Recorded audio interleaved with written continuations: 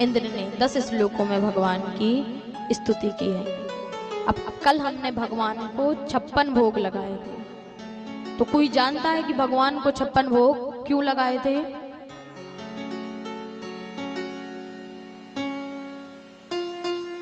जोर से, यहां तक आवाज नहीं आती है, थोड़ा जोर से।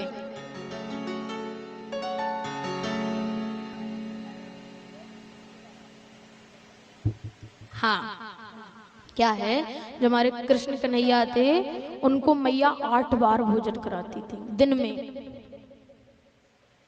इसीलिए 7 दिन तक उन्हें भोजन नहीं किए थे। तो 7 दिन का भोजन, इसलिए 56 भोग लगाए थे।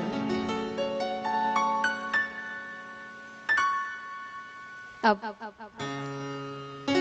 10वीं के बाद एकादशी आती है,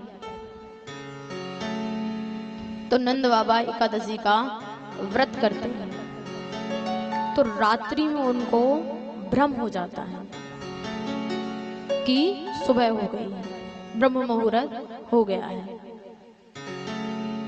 तो वो जाते हैं यमुना जी में स्नान करते हैं, तो वरुण के जो दूत हैं वो उनको पकड़कर ले जाते हैं। क्यों?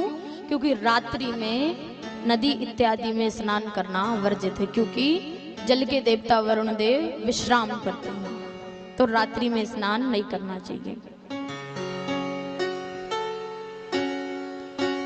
ये बात कृष्ण कन्हैया को मालूम चलती है, तो वो आते हैं और वरुण लोग जाते हैं, तो वरुण देव उनकी पूजन इत्यादि करते हैं। प्रभु आप पधारे हैं।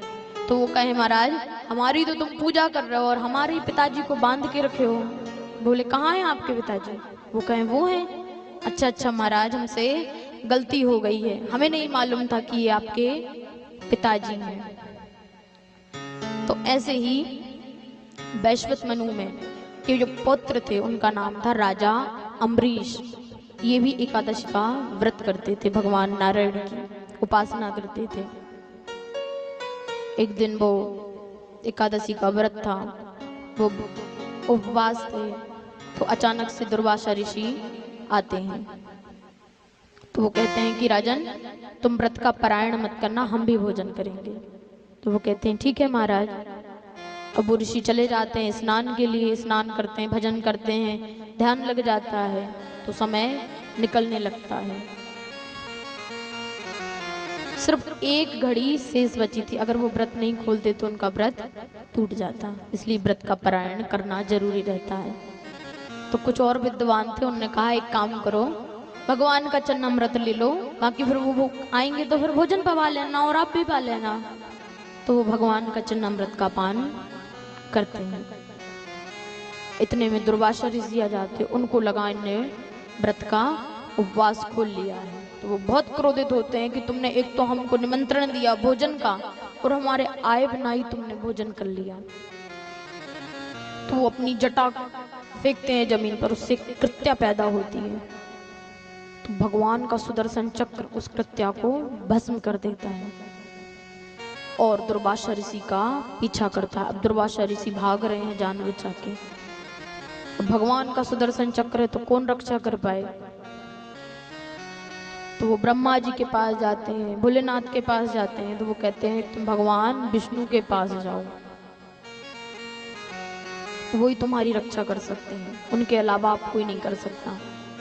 वो भगवान विष्णु के पास जाते हैं,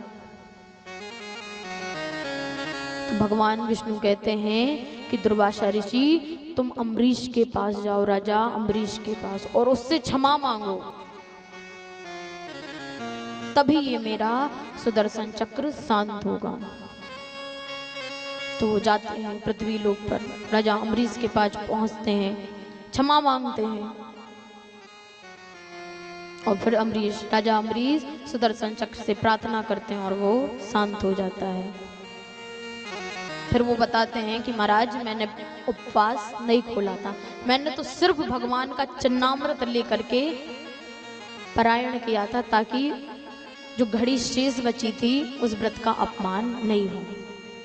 तो उन्होंने क्षमा याचना करी और वो कहा धन्य हो अम्बरीश, जिसके लिए देखो भगवान को सुदर्शन चक्र आया, तो ऐसे भी भक्त होते हैं।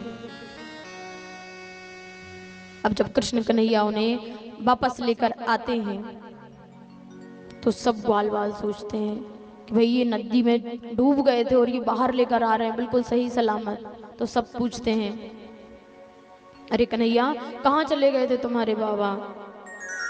तो वो बाबा कहते हैं कि मुझे ज़्यादा कुछ तो याद नहीं है, पर मैं जैसे ही नदी में स्नान किया और पता नहीं कौन आए और मुझे पकड़कर पता नहीं कहाँ ले गए। वो जगह बड़ी विचित्र थी, मैं तो उनको जानता भी नहीं था, पर जैसे ही मेरा कन्हैया पहुंचा वो सब इसकी पूजन करने लगे। अब सबको लग रहा है कि ऐसे पूजन तो कर नहीं रहे होंगे। तो वो कहते सच सच बता कन्हैया।